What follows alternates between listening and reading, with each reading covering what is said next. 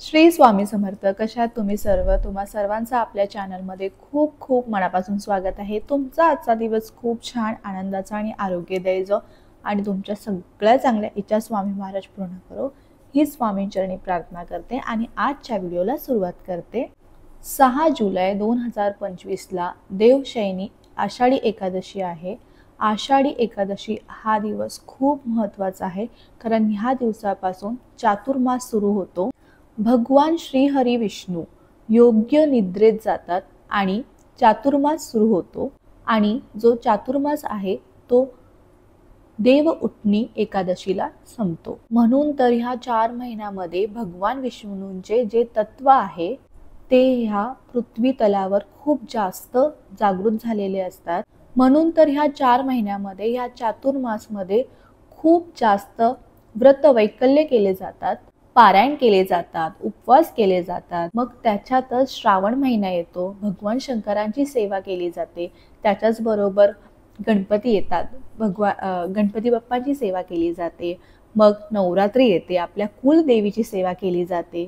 त्यानंतर दिवाळी येते, माता लक्ष्मीची सेवा केली जाते. तर ह्या 4 महिन्यात आपण खूप जास्त सेवा करत असतो, कारण ह्या पृथ्वी तलावर त्याचं प्रमाण खूप जास्त जागृत झालेलं असतं. म्हणून आषाढी एकादशीला खूप जास्त महत्त्व आहे. आषाढी एकादशीला उपवास कसा करावा त्याच्याच बद्दल माहिती आहे.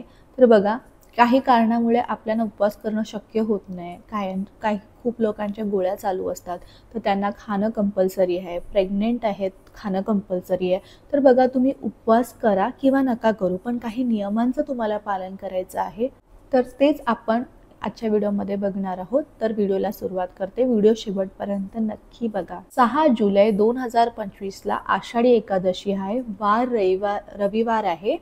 बघा, आषाढी एकादशीचा जो उपवास आहे तो दुसऱ्या दिवशी सोडला जातो, म्हणजे द्वादशीला सोडलं जातं. बघा, जर आपण आषाढी एकादशी आणि कार्तिकी एकादशी ह्या 2 एकादशीचा उपवास केला तर संपूर्ण एकादशी केल्याचं फळ आपल्याला मिळत असतं. म्हणजे जे 24 एकादशी आहे ते केल्याचं फळ आपल्याला मिळत असतं. म्हणून सगळेजण भक्तिभावाने आषाढी एकादशीचा उपवास करत असतात. बघा, जसं मी तुम्हाला सांगितलं, सर्वात पहिला तुम्हाला तुमचं शरीर जपणं महत्त्वाचं आहे, कारण विठ्ठल आपल्या हृदयात आहे.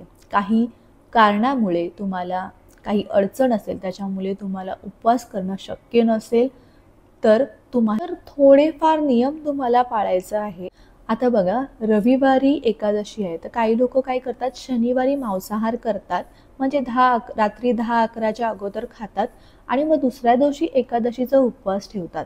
बघा, जर असं केलं तर तुम्हाला एकादशीचा व्रत केलेलं फळ तुम्हाला मिळणार नाही. बघा, जेव्हा पण आपण एकादशीचा उपवास करतो ना, त्याच्या आदल्या दिवशीचा आहार म्हणजे दशमीला संध्याकाळी तुम्हाला हलका फुलका आहार घ्यायचा आहे, जेणेकरून दुसऱ्या दिवशी एकादशीच्या दिवशी तुम्हाला जेणेकरून दुसऱ्या दिवशी ते पचेल. आणि खरं तर या पावसाळ्यामध्ये आपली पचनक्रिया खूप जास्त प्रमाणात मंदावलेली असते, म्हणून आहार हलका फुलका असावा.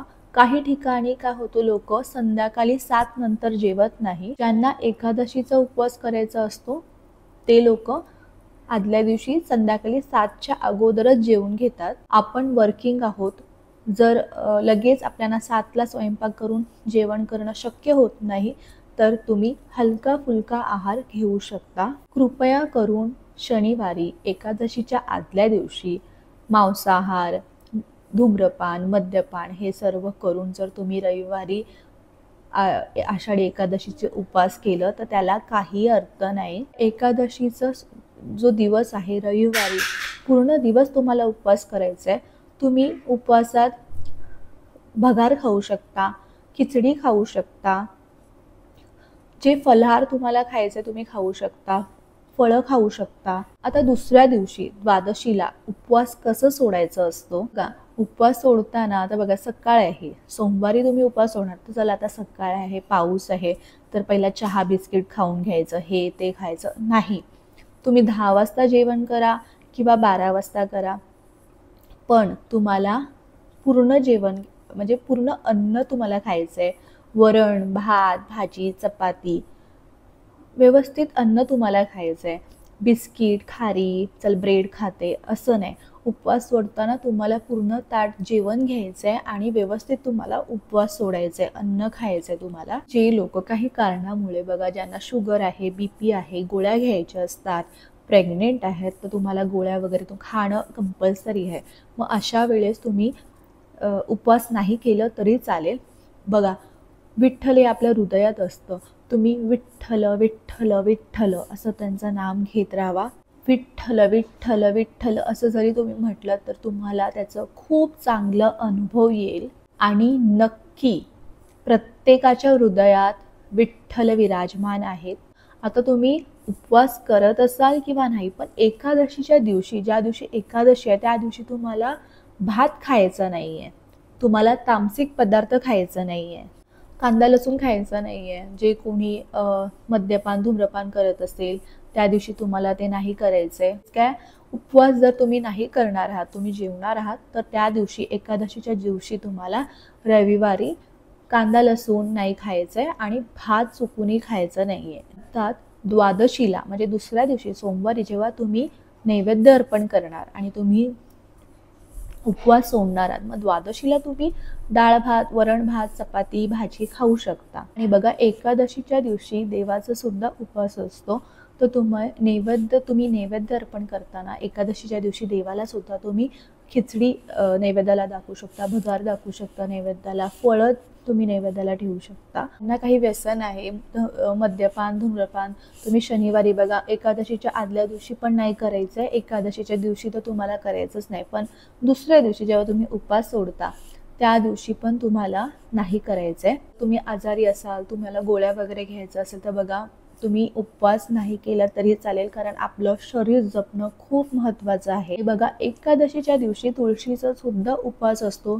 तुळशीला स्पर्श करू नका, जल अर्पण करू नका तुळशीला. लांबून तुम्ही हळदी कुंकू अक्षदा अर्पण करू शकता, धूप दीप ओवाळू शकता, पण जल अर्पण करू शकत नाही. आता बघा, एकादशीच्या दिवशी आपल्याला तुळशीची पानांची गरज पडते, तर आपल्याला आदल्या दिवशी तुळशी तोडायची आणि कधी पण तुळशी तोडायच्या अगोदर तुळशी मातेला नमस्कार करायचा, त्यानंतर अलगद तुम्हाला तुळशीचं पान तोडायचं आहे. आणि बघा, एकादशीच्या दिवशी जल पण अर्पण करू नका. त्या करून एकादशीच्या दिवशी तुळशीला स्पर्श करू नका, तुळशीचे पानं तोडू नका. आणि बघा, एकादशीचा उपवास करताना सात्विक असणं खूप महत्त्वाचं आहे, आपलं मन शुद्ध असणं खूप महत्त्वाचं आहे. एकादशीच्या दिवशी तुम्ही उपवास करा किंवा नका करू, पण बघा, कोणाची निंदा करू नका, कोणाच्याबद्दल काही वाईट विचार करू नका, कोणाचं अपमान करू नका. ह्या गोष्टी तुम्हाला करायचं नाही. ह्याचं जेवढं तुम्ही पालन कराल तेवढं चांगलं तुम्हाला लाभ होईल, तुमचा फायदा होईल. बघा, खरं तर आयुष्यात कधीच कोणाबद्दल वाईट विचार करू नये, कोणाची निंदा करू नये. कधी बघा, आपण कोणाबद्दल वाईट बोलतो ना, त्याचे सगळे दोष आपल्याला लागतात. आणि आपल्याकडे ऑलरेडी आपले दोष कमी नाही आहेत की आपण लोकांचे पण दोष आपल्यावर घेऊ. बघा, एकादशी असो किंवा नसो, कोणाबद्दल वाईट आपल्याला चिंतायचं नाहीये, कोणाबद्दल वाईट विचार करायचा नाहीये, कोणाची निंदा करायची नाही. आणि बघा, जेवढं जमेल तेव्हा एकादशीच्या दिवशी मदत करा, अन्नदान करा, जेवढं होईल तेवढं आपण दान करू शकतो. त्याच्याचबरोबर बघा, पांडुरंगाचं दर्शन घेणं शक्य नसेल तर घरात जर पांडुरंगाची मूर्ती असेल किंवा बालकृष्णाची मूर्ती असेल, पांडुरंगाची मूर्ती नसेल तर तुम्ही बालकृष्णाची मूर्तीची पूजा करू शकता, सेवा करू शकता, किंवा श्रीहरी विष्णूंचं फोटो किंवा मूर्ती असेल त्यांची तुम्ही सेवा करू शकता. देव हा भक्तीचा भुकेला आहे. तुम्ही उपवास करणं शक्य होत नसेल तर तुमचं मन चांगलं ठेवा, आपले कर्म नेहमी चांगले असले पाहिजे. आपले कर्म चांगले ठेवा, कारण आपले कर्मच आपले नशीब बदलू शकतो. जे तुमच्या नशिबात नाही आहे ते तुमचे कर्मच तुम्हाला देऊ शकतं. तर ही अत्यंत महत्त्वाची माहिती मला तुमच्यापर्यंत पोहोचवायची होती. तुम्हाला जर आजचा व्हिडिओ आवडला असेल, व्हिडिओला लाईक करा, शेअर करा आणि सबस्क्राईब करा. पुन्हा भेटूया अशाच नवीन व्हिडिओसोबत. तोपर्यंत सर्वांना बाय आणि सर्वांना श्री स्वामी समर्थ.